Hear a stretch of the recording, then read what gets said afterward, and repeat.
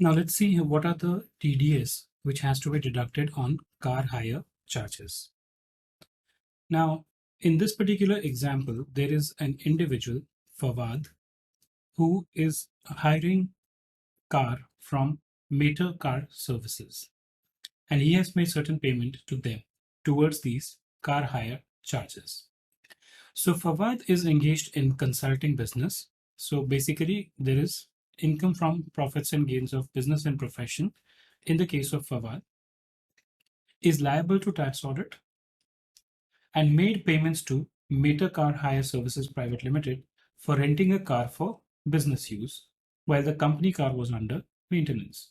So Fawad was entitled to use a car for the purpose of his business or profession, but because this car was under maintenance, so he hired a car from Meta Car Hire Services.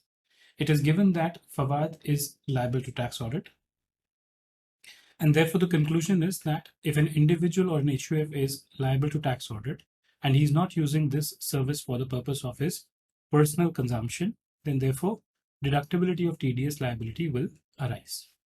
The total invoice raised for this rental was rupees 40,000. The question is, what is the rate and the quantum of TDS deductible on such payment made by Fawad? Now, in this particular case, what is going to happen is that the rate will be 2%. Why? Because the payment is made to Meta Car Hire Services Private Limited. It's a company. So, except in the case where the payments are made to individual or HUF, the rate of TDS under Section 194C is 2%. 2% will be deducted on rupees 40,000. We will assume that this number which is there is excluding GST. So 2% of 40,000 will be 800. So the total TDS to be deducted on these car hire charges will be 800.